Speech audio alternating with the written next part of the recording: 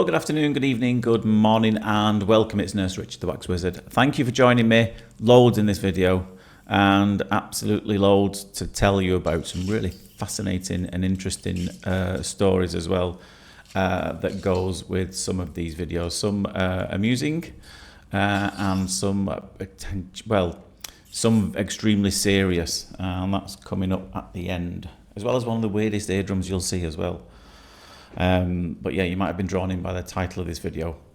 That's in a procedure, and it's not really even a procedure, but I'll explain more about that at the end of the video, because there's a short clip and a story that goes with it at the end of it that goes to show that you should really know what you're doing when you're doing these kind of procedures. But the first ear we've got here is a fairly straightforward one, fairly routine, and came out nice and clean, that one. And the second one was, again, fairly routine from what I remember, but a nice little satisfying one with I think there was a couple of little peely things in here. And the weird eardrums come in after this one, with an amusing story, and the more serious cases coming up at the end. Before I forget, because I did in the last video, I forgot to do subscriber of the day, and I occasionally do this. So to make up for it, I'm going to do two in today's video. If you want that to be you, you've just got to subscribe to the channel, press the button down below that says subscribe, and you've got to make sure you leave me a comment that says I want to be a subscriber of the day. So the first one is Constance Vessel. I assume it's pronounced a vessel. Sounds like a Germanic origin name. Thank you for your comment. And the second one, this lady leaves me a comment in every single video, and she also tells me how to pronounce it as well. And she says Janelle Rushing. So congratulations to you two. You are our subscribers of the day today. And hopefully I won't forget in the next video that I do. If I do, I'll try and make it up by doing two for you. Because I did have one planned for the last video, and for some reason I just completely forgot. I got carried away myself. But I wanted to make sure that I didn't leave you out. Well, you would have never known, but I thought I'd better make sure I put it back in for the next video. So as you can see, nearly a spotless ear now, just a couple of little specks left. I'm not going to get involved in peeling that really thin layer of skin all the way down. There's absolutely no clinical need to do that. But if it comes, it comes, so I'm going to have a little go, but if it doesn't, it means it's not ready. So there's absolutely no point. As satisfying as it might look, it can be noisy, so I've just laid it back down there. And yes, there is a little loose hair in there that might bug some people. There's way too many risks involved for a patient to go and get that's not significant in the slightest. So I've just advised pop some olive oil in the ear, and that'll probably fall out next time anyway. But they wouldn't even know it was there if you hadn't seen it. So this next one is a chap I have seen before. He does you will see the video shaking around a little bit because he does like to chat during this, but I didn't stop him this time because he was telling me a really interesting story, and this happened before he came to see me. I think this is the second time that I've seen him, and he has the weirdest eardrum ever. And he's had a repair of his eardrum. I might get a quick look here. We'll get a closer look later on, because it was perforated years and years and years ago, and they repaired it, and you can obviously see it's kind of half of it is scar tissue, the other half looks relatively normal, and that would have been, I imagine that side would have been perforated. They grafted it, and that's why it looks like that. Very weird looking eardrum, but we'll get a close look later on. Bit of peeling now, but let me tell you the story he was telling me, and that's why you will see it judging up and down, and you might hear a bit in the audio. So I was asking him a bit about his history and how he came to having these problems. And it was perforated when he was very young, I think in his late teens, early 20s, and he was offered to get it fixed, but he declined at the time, didn't want the surgery.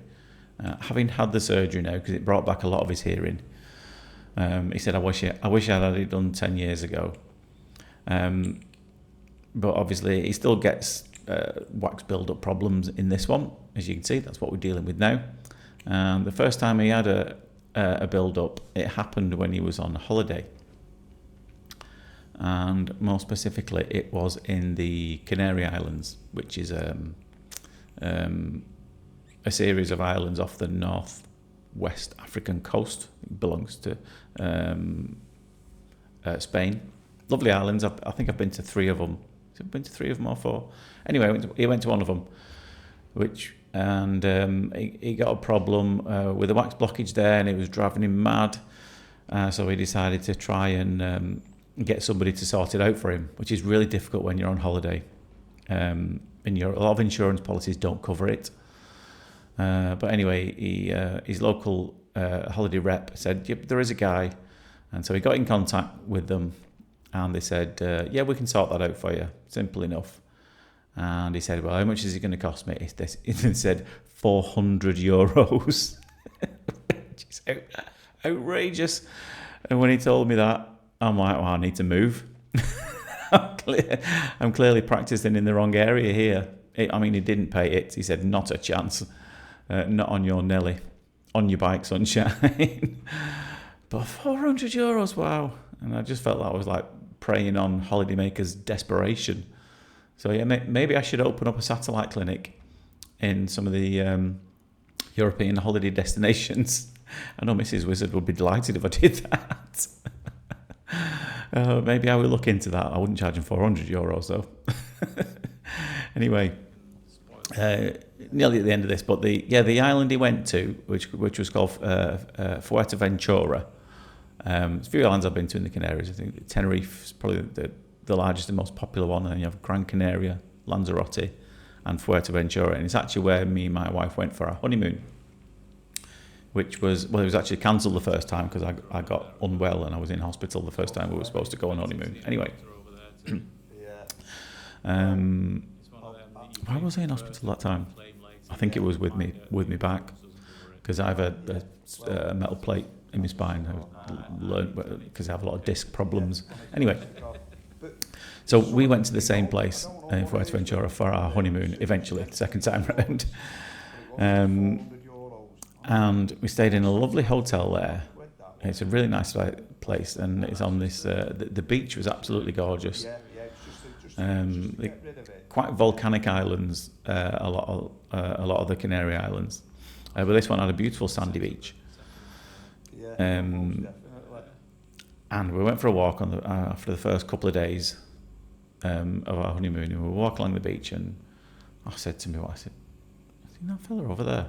He's got no clothes on." I'm thinking, what's this about? And we saw a load of tents scattered about on the beach, and a lot of people in these tents. It was like these little one-man pop-up tents, and we could just see legs sticking out of them, and and you could see they were completely naked, all these people. So they got their head in the sunshine, and everything else was on display coming out the doors in these tents. And then there was a few, usually older gentlemen from European countries. It's usually this is a generalisation and just an observation that the Germans are very they're not shy, a lot of them, and there must be a big naturist community. But yeah, the Germans and the French, they seem to just love getting naked. If that's you, let me know. And anyway, it turns out it was a nudist beach that we were on honeymoon next to. We had no idea. But yeah, it made for a few entertaining morning walks. But I don't know why they all stand there, with on the beach. But the older gentlemen, with their hands on the hips, with it bockwurst or bratwurst all on display, just paddling in the water. I personally don't get it, but I think that's the Britishness in me. Like I said, the Europeans seem particularly less bothered about stuff like that. The British are maybe a little bit more reserved, which maybe we should be less of, but I don't think, I'm still not going to go running naked around the beach. Anyway, I'm going to sidetrack from that, which seems like a bit of a inappropriate segue to tell you about the last ear, because it's coming up very shortly. I said there was a bit of everything in this video, didn't I? yeah, an interesting story. And this is eardrum, by the way. But the case after this, what you're going to see is a really serious issue with a gentleman that came to see me. Now, it's not a very good looking video for a couple of reasons. There's a lot of hairs there, a lot of humidity, and that's because it's a really nasty infection. So this chap came to see me, and it's only about 10 seconds long, this clip, because I couldn't do anything with it. But I'll explain why. And you're thinking, well, where's the ear canal? That's the first thing I was thinking. Where is the ear canal? I can just see pink, can't see any wax. So I just tried to clear around the edges, and you can see a tiny little gap there. Can you see that on the top left? And that's where the ear canal, the top left of the ear canal should be, and it is there. But there's an enormous growth, which we now know, and I knew at the time. There was a polyp, which is a sign when you get polyps in there, especially one that big that's occluding the whole ear canal. You know that can be a sign of a really, really serious infection. And this gentleman, he was in a lot of pain. He wasn't feeling very well either, had a bit of a fever, and couldn't hear at all. And you know, when you just get a gut feeling, which is often based on what you know. I said, I don't think I want you to wait for a referral here to go and see your nose and throat. I want you to go to hospital right now. And so he went to hospital later that day, and his wife phoned me the day after to thank me. And I said, yeah, I was really worried about him because he was unwell and he was having all these symptoms, to thank me. Because she said, you saved his life, because they said he was very close to not being here at all. And it turns out that what he had, which is what I suspected, was necrotizing otitis externa, which is a really serious infection, often caused by Pseudomonas aeruginosa. A lot of you regulars will know this. But my point is, if you're doing this procedure in this clinic, you need to know what you're doing. It's why I'm regulated. I get inspected, and so many are doing it, and they probably wouldn't even have any idea what this was, because when he got to hospital, the first thing they did a scan and blood tests, and they found out that he did have necrotizing otitis externa, which had also spread to his skull. And obviously, skull-brain infection can be potentially fatal. And they said I think he's actually still getting treatment now. And this was about 6 weeks ago that I saw this gentleman. And I've spoken to also got in touch with the ENT doctors.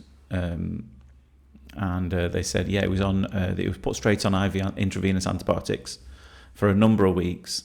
He managed to get home. But he still has a PICC line in, which is a line that you can administer antibiotics through. It's more of a permanent entry into the venous system. Incidentally, one of my old jobs was going around and administering IV therapy to people who had really serious infections, but it meant they could stay at home. So he's okay. He's still at home and he's receiving his antibiotics daily. And this is 6 weeks after. But yeah, I just wanted to share that with you, just to show that we do see serious things. And if you're doing this procedure, not like Billy the Billy the back street barber having a go at this, you really need, if you're thinking of having this done, you really need to go and see someone who's got a rough idea of what they're doing. But he's okay now. I'm keeping in touch with his wife, and his other family members have actually been to see me as well, and they all keep me posted on how he's doing, and I believe he's doing okay. But had he not come that day, it might have been a very different story. And it's always nice to hear that you made that amount of difference in people's life. It's nice to bring some hearing back to some people, but when someone calls you up and you hear it from the doctor as well, and you hear it from the patient's family that, well, that probably saved his life, that decision you made really brings it home why you're in this job, and that's why I'm in this job. Anyway, I know I rambled on about that, but I thought that was an interesting story to tell you all. But anyway, I hope you enjoyed the video. If you did, please let me know. leave us a comment, and don't forget to subscribe to the channel. You can join and become a member if you want to see so much more of this type of content. But for now, take care of yourself, and I'll see you soon. Ta-da.